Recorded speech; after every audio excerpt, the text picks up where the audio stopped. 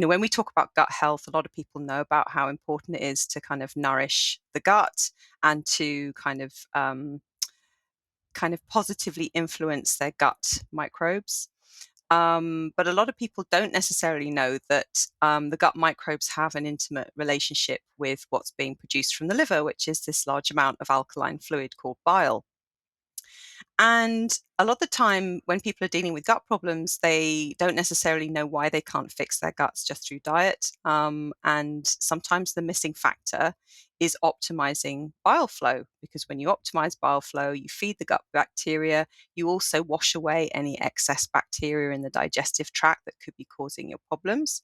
And obviously, you digest your food that way as well. So bile is an incredible kind of digestive fluid and like a detergent in a way for your gut. So if you want to get better bile flow, the first place you would start would be kind of your eating habits, how you consume food and in what kind of environment and context you would consume food. So um, really for optimal bile flow and for stomach acid production, you need to kind of eat in a place where you're not under a lot of stress.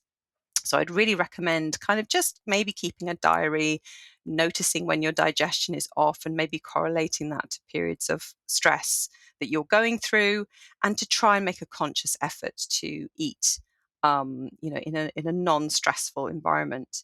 And a really important step, and one that is absolutely free, you don't have to pay for, it's not a supplement, is literally just knowing how to chew your food.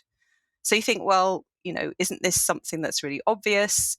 From birth, don't we all know how to chew our food? Actually, babies know how to chew their food, but as people get older, through the influence of kind of, entertainment or competing for people's attention, you can sometimes forget that digestion starts in the mouth. So it's really, really important to try and slow down, take your time to really chew your food, because what you're doing is you're activating that food with saliva and with all the enzymes in the saliva, and that really breaks down all the food and sends the message to all the other parts of your digestive system. And that's why it's such an easy, fantastic kind of tip. So, quiet place, chew your food multiple times, at least 30 times if you can manage it, each mouthful. And then there are lots of other kind of things you can do on top of that, really, to improve your bile flow. So I'm a big fan of green tea. So green tea is something that has an amazing history in kind of East and Southeast Asian cultures, and it is an amazing beverage for bile flow. So it's what's known as a cholagogue, and cholagogues are foods and beverages that really improve bile flow. They either help the gallbladder produce more bile, or they help the gallbladder empty bile. So green tea is amazing. And you can find this amazing South American powder called chanca piedra. And chanca piedra is known as a stone breaker herb. So if you do have kind of cholesterol deposits and stones in your liver and in your gallbladder, then chanca piedra is a classic herb for breaking up that congestion. And in conjunction with the green tea, it really helps to provide bile flow and to break up any stones or congestion that might be sitting in the common bile duct. So I really love that. That's a really easy one. It's not terribly expensive, and it's something that people can implement during their day. And if you're going to try that, it's best to try it on an empty stomach. That's when it seems to work best, because then it works on the existing stagnant bile that you might have built up over the days and the weeks. If you do it near food, it's less effective. So I would say do it on an empty stomach. And then another great thing you can do, which is goes back kind of centuries really, is to incorporate Swedish bitters into your diet. And Swedish bitters is based on a recipe by a herbalist, Austrian herbalist, I believe, called Maria Traben. And she came up with this formula of about 12 different herbs. And she called it a kind of panacea for all ills, which I think is possibly taking things too far, because it's not going to fix everything. But it's just a really, really good way of just sending a signal to the liver to get ready for food that might be coming. So you would take it at the beginning of a meal, you can take it in the middle of a meal, and you can take it at the end of a meal. It doesn't really matter.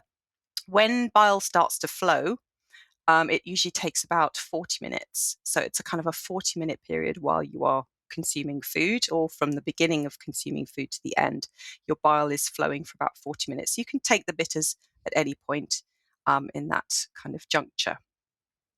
And so I would say, just as a kind of a beginning kind of taster of, how to get bile to flow, more frequently and more kind of steadily, more reliably. That's a kind of a nice little starter package to get going. Yeah, amazing. There's so much knowledge in there, and helpful tips. Can you cover briefly why this is so important? Why it can help a person's health? You mentioned the bacteria and keeping the intestines clean with the flow. Anything else you could comment on to someone's listening? And it's like, okay, maybe I could try these things. Maybe what a little more motivation for Yeah, them might sure. be. So, I mean, we have, different digestive fluids in our digestive system, and they all operate within a kind of tight window, and they all depend on each other. And so when your digestion is off, it can affect so much. It can affect everything from, how you function emotionally, and mentally, your thought processes, to, what kind of foods you crave. Are you eating the right kind of foods, or do you crave a lot of sugar, a lot of carbohydrates? Is your eating a bit disordered? And when you don't have optimal bile flow, um, a lot of these digestive processes can get very, very imbalanced. And things like your liver controls, for instance, your blood sugar regulation. So it kind of it tells you when to release sugar into the system.